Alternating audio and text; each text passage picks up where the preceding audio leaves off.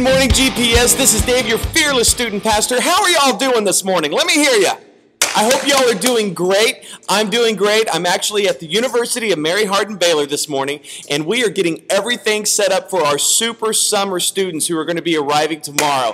And I am so excited. We have so many great things planned for you guys, and I know that God has even bigger things planned for you and your life and your heart and the direction He wants to take you as my student leaders. And so we can't wait till you get here. I hope that you have a safe trip up to Mary Hardin-Baylor for Super Summer 2011. It will be epic, all right? That's where I'm at this morning. So the reason why I wanted to just take a moment to talk to you guys, I wanted to share a couple things with you so you can be aware of what's going on. Some good stuff on the horizon. First off, GPS will be back this Wednesday. Yeah, that's always a good thing, right? And so GPS is going to be back, so we're going to be doing our the gospel journey. We're going to be doing the generation change, you know. We're going to be doing all the normal stuff that you expect. So bring a friend, come hang out, and let's just have a wonderful time together, even though I won't be here. So that's Wednesday.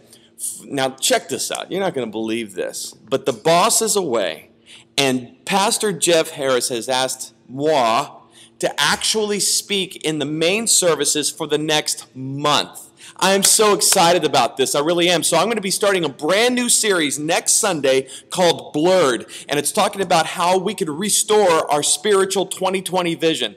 And so this is, man, I'm telling you, this is going to be amazing. So what we're doing is we're bringing GPS over to the big house, and we are so excited. So pick your service, 8:30, 10 o'clock, 11:30 if you want to sleep in. And so we will be having GPS for the next 4 weeks, starting next Sunday on the 26th, over in the main worship center. We're going big, man. We're going commercial, and so it's going to be amazing. So bring your friends. They're going to hear about Jesus. You're going to be challenged. Your parents are going to be challenged. It's just going to be wonderful. So Blurred starts next Sunday, so make sure you don't miss it. So that's it for that.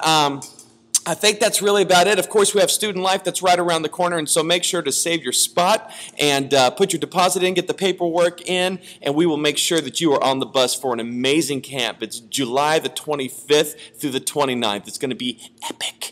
Anyway, so that's really it. So as we close out week 3 of our series called The Monster Within. This has just been such a great series. It's been a fun series. I know it's a series that's really challenged you on how to avoid and handle the issues of temptation.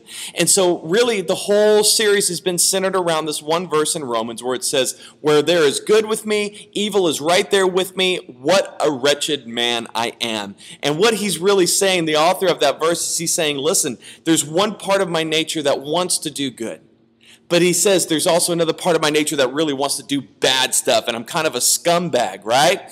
And so we all deal with these things, and so we think it's a sin to be tempted, and we feel bad for being tempted. But here's the thing. We learned over the last 2 weeks, and we'll be closing it out this morning, that this is the thing.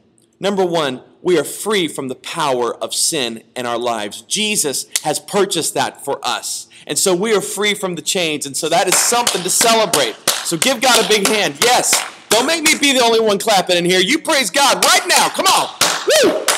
All right? The next thing that we learned is that, yes, that when it comes to temptation, we still want to do bad things, but Jesus has overcome that, so we have the opportunity to say no because Jesus creates a way out of the temptation. And so we looked at a real-life example in the life of Joseph last week and how this woman, Mrs. Potiphar, you know, Mrs. Hottie McHot, she really wanted Joseph bad. And when push came to shove, man, he ran out and he was able to escape temptation. And so we have the same power within us this morning to be able to resist temptation. And so our goal really is to keep the monster, which is always hungry, never satisfied, and temptation away from one another. And so we have talked about some real practical ways to be able to do that. And so there's a friend of mine at Life Church. His name is Adam, and he's going to be closing out this week. And so I want you to sit back, and I'm going to open up with another friend of mine in youth ministry. His name's Doug Fields. And so sit back, enjoy these DVDs, and I think that you will find them to be not only entertaining, but really will be able to close out this series about what it means to be tempted and how to avoid it. And so when they're done, I will be back. I'll see you in a minute. Let's get monstrous.